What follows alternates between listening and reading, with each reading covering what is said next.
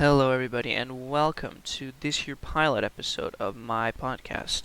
My name is KJ. I am your host, and with this, I officially welcome to the Neither Here Nor There Politicast. Now, right off the bat, I just want to thank you for tuning into this podcast. It makes me incredibly happy. This is something that I've been wanting to do for a very long time. This podcast, as the name probably implies, is a political podcast, Politicast, as it were. That is mainly focused on my sort of personal opinions and views on various topics, current events, single people, for that matter, even political history, political science, getting into some of the more nitty-gritty stuff. That's all what I'm going to be talking about. Now, why did I make this podcast? What do I want to achieve with it? And maybe, in fact, before I talk about that, maybe I should talk about a bit about who I am. So, as I said right there in the little intro bit, my name is KJ. I am 16 years old, and I live in Denmark. That's sort of just the basic part you need to know about me. But more in terms of the podcast and what I want to do with it. What is my purpose? The podcast, as I said, is something that I've been wanting to do for a very long time. It sort of came from this habit I have of venting my opinions everywhere and anywhere that I can, which a lot of people aren't very interested in hearing my opinions, at least of my real life friends, because they aren't very interested in the stuff that I'm interested in. And therefore, I wanted to have a space where I could, again, sort of vent and talk about all this stuff. Oftentimes, I would just end up sitting or walking alone, talking, and to myself or talking in my head. So therefore, this podcast seems like a very good way to do some of that. Now, where do I stand politically? I find that is to be very relevant. Now, why do I find that to be very relevant when the podcast is about current political events and ideologies and so on and so forth? It really shouldn't be about me. Well, for several reasons. Now, this isn't going to be a strictly opinion-based show. It isn't always just going to be like, this is what I think, therefore. Sometimes we're just going to be talking and explaining and all of that. But that being said, I find a lot of the completely neutral sort of political creators, not just podcast-wise, on YouTube, on so many other platforms, the ones who try to be completely neutral, even if they're good at it, even if they don't sort of show their opinions without really doing so. Like, for example, there's some creators that claim to be completely neutral and say, oh, I don't support anyone, I'm nonpartisan, but then they continue to only praise one side and bash the other side. Obviously, that's not centrist. That's not neutral. You know what I'm saying? Similarly, there are the creators who manage to be very neutral in a very satisfying, very nice way, and while I do prefer that to the other kind, that sometimes comes off as being kind of, even if it's completely neutral, you can't help but think, like, despite the criticism you're giving having nothing to do with your personal opinions, you still find yourself thinking, could what they're saying now not have anything to do with the objective truth that they're trying to evaluate, but have more to do with their own opinions? So therefore, I will disclose my personal opinions, even if they aren't particularly relevant in terms of what I'm actually doing, but I will always have them right there on the table for you, so if they're relevant to the episode of the podcast that I am making, you have that satisfaction, and if they're not necessarily relevant, but if they're still kind of, well, if it's still something else, if I'm just talking about a topic or whatever, something happened, you still don't have to be confused and think, oh, does he think that and that because of his opinions, or is he truly rating that objectively? But yeah, enough talk about how I treat my opinions and how I will operate them in terms of this podcast. What are my opinions? Well, I'll get on to that right now. But yes, what are my opinions? Now, of course, as it were, my political party is the Danish Social Liberal Party. The Danish Social Liberal Party split from the Danish Agrarian Liberal Party back in the... Don't hang me up on this. Again, I really didn't check up on the history for this because that's not what this episode is about. This is more of an introduction episode. But the Danish Social Liberal Party split from the Agrarian Liberal Party back in, again, I believe the late 1800s, maybe in the early 1900s. That might actually be the case. But either way, the Social Liberal Party is, as you can guess, social liberal, and if you were to place it somewhere on the political spectrum, it would be in the very top corner of sort of the bottom left, at least that's where I consider myself to be, and that's probably a pretty good place to put the Danish Social Liberal Party. Now, as it were, I do consider myself, first and foremost, a moderate and a centrist, and therefore I sort of withhold, not withhold, I uphold, and I have considered myself, I have the right to, at any point, take a stance on a subject or case of something that is not necessarily opposite, but it's not exactly the same as my party. A quick example is the monarchy here in Denmark. The Social Liberal Party, at least the youth wing of which I'm part, is directly for abolishing the monarchy, and the actual party is probably where you do want to go. It's not exactly like open about it. It's not a huge deal, but it's not very like. It is somewhat critical of the monarchy. I mean, so am I, but I do support the monarchy for several reasons, which I will also get into in another episode. So I don't want to ramble on about, little things like that. But yes, as I said, I do consider myself a centrist and, a moderate, and that's a very fun stance to have in debates, as it is. Now, actually, that's another thing I want to do with this podcast. I would love to have some debates with the people who listen to this podcast, whether that be through comments in the YouTube version of it. You could tweet at me. I will put my Twitter handle here somewhere, so you can see that, and that would be very fun to have that. To have some debates with you guys. That would be amazing. And exactly it's a very fun position to have in a debate, because you can kind of, what do you say? You can kind of, fit in everywhere. Sip it a little here, a little there, and that's what the core pillars of being a centrist is, I believe. There's this sort of idea that centrists are just people who are literally in the middle on everything. That's obviously not true either, but there's also this idea, which is more, I think, not necessarily a misunderstanding, but just sort of a wrong definition that actually a lot of centrists do themselves. A lot of people say, oh, I'm a very right-leaning centrist, or I'm a very left-leaning centrist, just because they consider each extreme or each side to be... there's some part of it that they consider to be kind of dumb or not very good in the current way that it is. That's how I feel, but that's not the reason I'm a centrist, necessarily. It generally, maybe 80% of the time, my opinions sway more so to the left, but it's not necessarily that, and I do sort of pick and choose my politics here and there and there.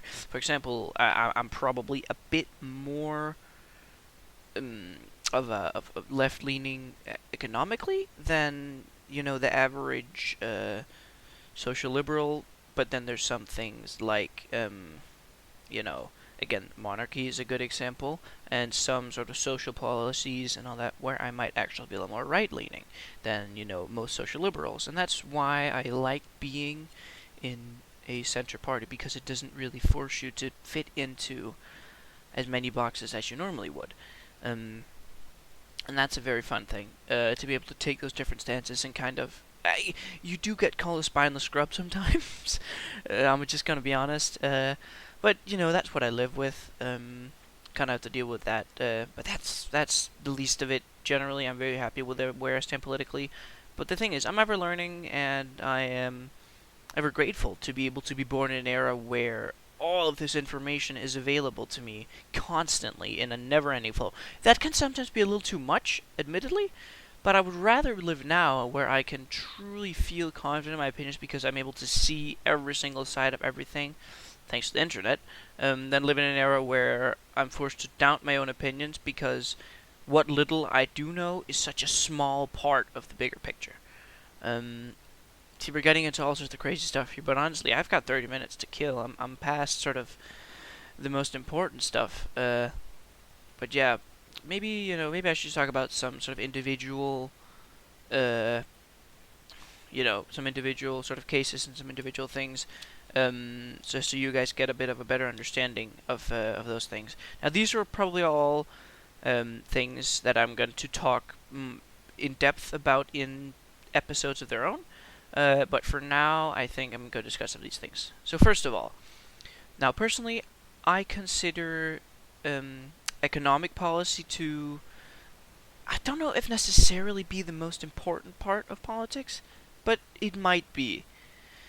Because you might say, oh, social policy, education, healthcare, all of these things at some point end up being, an economic thing. They can all be fixed with more money. They can all be taken away by giving said thing less money. Money is so incredibly important, and I hate that. I was recently in a meeting. That's something that's very relevant about me. I'm very active in this sort of school politics, scene around where I am, where I live. And recently I was in a meeting with someone by the name of Pia from our local municipal government, um, who he's leader of sort of the school educational department, something like that. We were talking about these steps we're going to take towards eliminating the rampant mental unhealth that is in the young population, especially as a result of the pandemic. And we were talking about that, and everyone was kind of talking about we're going to do these and these solutions out in the schools, and we're going to need to hire these people, and these people are going to do so and so. And then after all of that, I sort of chime in and say, I hate to be the guy to say this, but at some point, this is all going to come down to how some resources are allocated and what departments are given what amount of money. Because these special personnel that we're going to need to hire on the schools to help this mental unhealth, they're going to need to be paid. It sucks to talk about, but it has to be talked about. And with that, I kind of want to talk about what I think about economics. Now, personally, I do believe that public sector is the most safe, but there is something that you have to consider. And honestly, this is one of the things where I'm not exactly sure what I think, because it seems easy to just say we pay as much in taxes as we pretty much can, because then we're sure that everybody gets healthcare and everything. The problem with that approach is that it ends up being in a situation where, you need to wait 2 months to go to the doctor. So that much. There's only the choice to go broke paying for bad healthcare, no, go broke paying for good timely healthcare, or healthcare is a good example because it's something that that is per definition very acute and very sort of it needs to be right where it is. It needs to be now, and it's very sort of you can't really wait, or it can't really be sloppy, and that's why it's something that's so easy to talk about. But talking about education, infrastructure, so on and so forth, are all things that are very related to economy as well. But for now, let's focus on healthcare. At least use that as the analogy, because that's one of the things I think the most about. Obviously, as I said, I live in Denmark, which is a very social democratic nation. We pay very, very high taxes, which I'm not, again, totally for. Most of the people I know are like, oh, we'll pay as much as taxes as we need to. I don't necessarily think we should pay less in taxes, but the places where money is being saved and the places where money is being spent are completely ridiculous in a lot of cases. Currently, if you know anything about Danish politics, we have a social democratic government, which is just pretty much conservative at this point. It's sort of our Social Democratic Party, which was kind of voted in on actually trying to, they try to please both sides at the same time, which they please the right with action and with doing what the right wants them to, and they please the left with having a rose as their image, because we're social democrats, and we're red, and we believe and fight for the people and for the children, but everything they do pretty much revolves around less taxes and less immigration. That's really all they do, the vast majority of the time.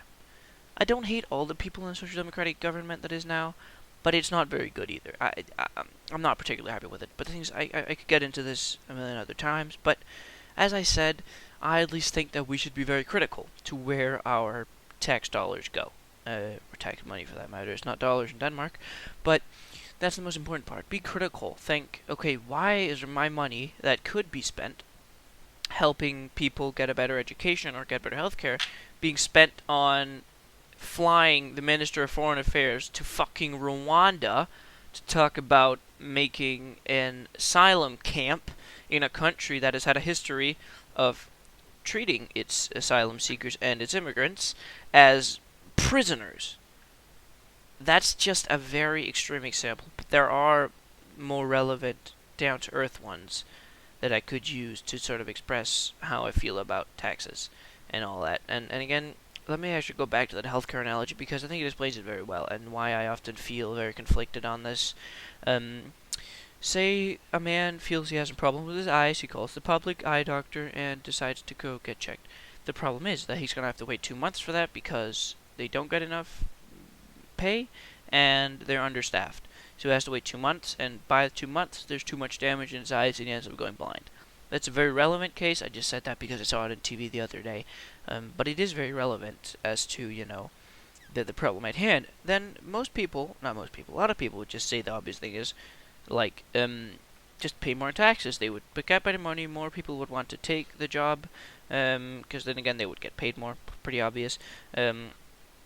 And while, yes, I wish we could just raise taxes by 1%, but it's not that simple to me.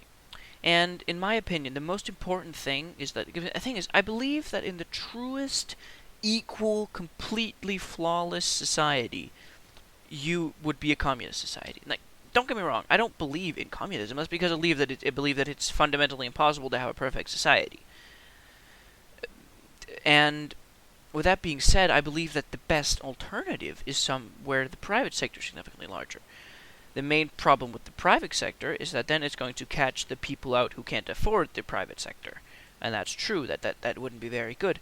But the thing is, they would also be paying less in taxes. And it would also allow for much more specialization, critical thought, sort of singular thought in each sector, each sort of treatment place, and that's why I believe in privatization like that. But the thing is, I'm not even sure that's going to work either, because on the other hand, say you pay about half as much tax as you do right now, we just end up in a similar situation to the U.S., where people get way too sick for stuff that they really shouldn't get sick about,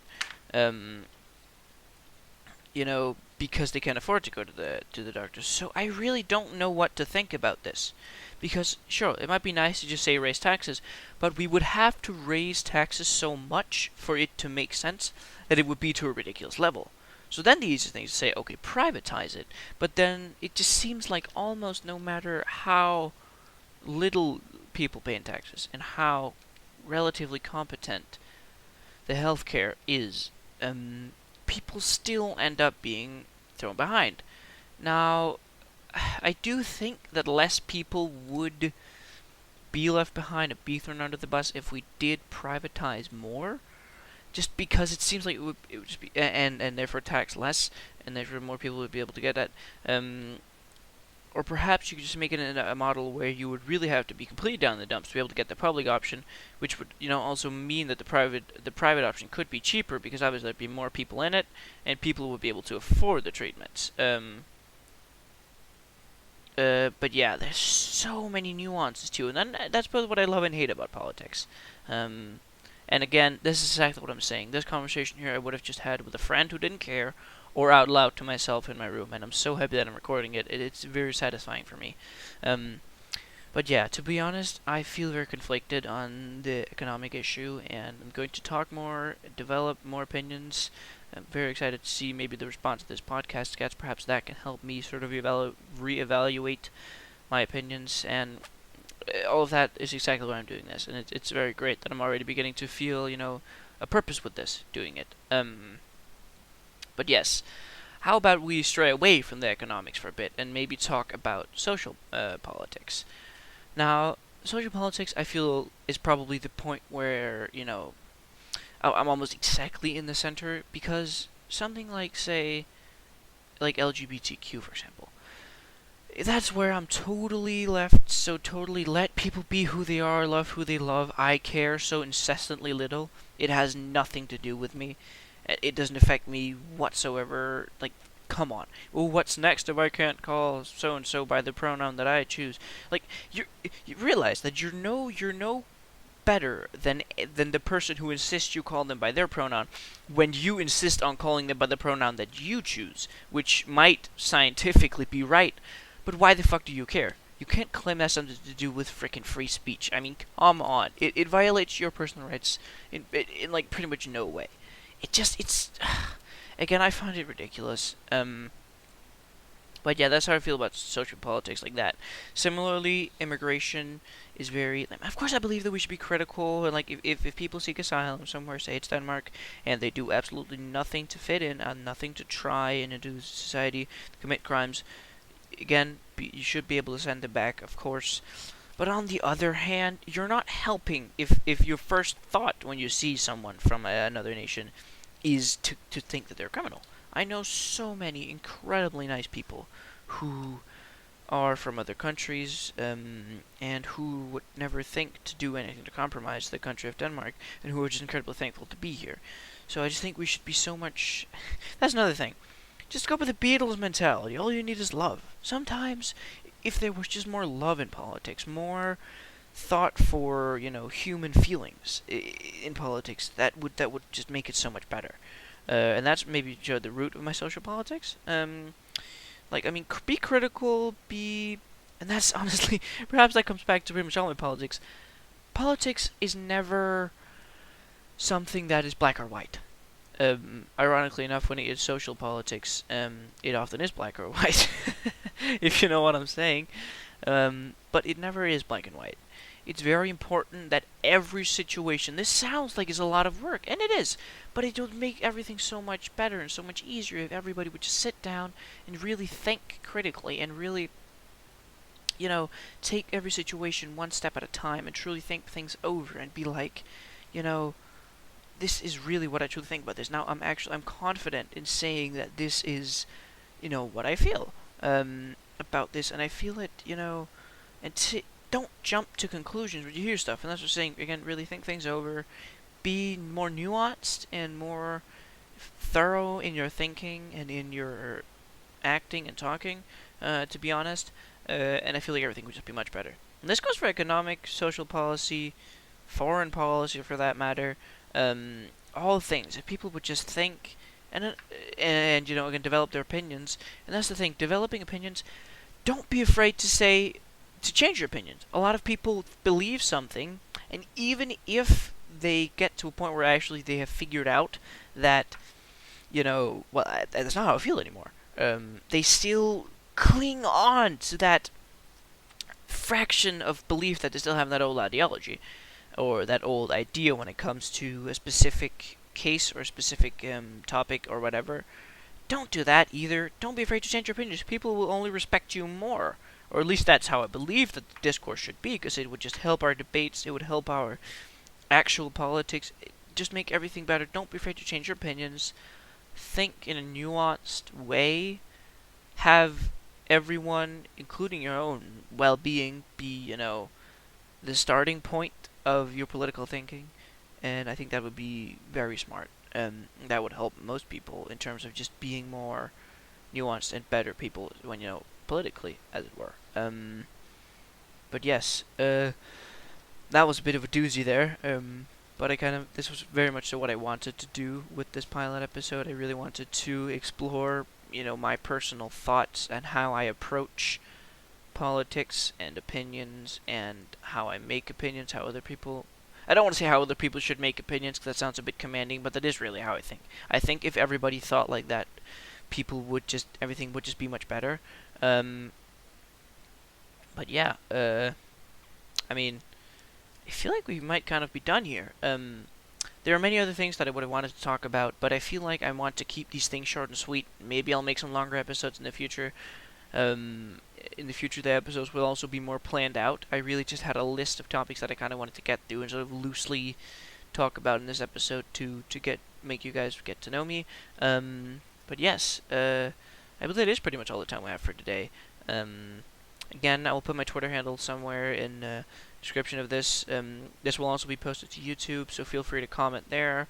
Feel free to write to me on Twitter, whether that be a suggestion for a topic you want to see in another episode, a question, calling me by some sort of name because you disagree with me. There's not really much to disagree about. I feel like I've been very diplomatic in my talking in this first episode. But yes, Oliver, I think that actually does it for today. Thanks so incredibly much for listening to this first episode of the Neither Here Nor There Politicast. I hope to. I don't hope to see you because I'm not really seeing anything, but I hope that my voice will be entering your ear canal as soon as possible. Once again, this is KJ signing off. This has been the Neither Here Nor There Politicast. Thank you for listening.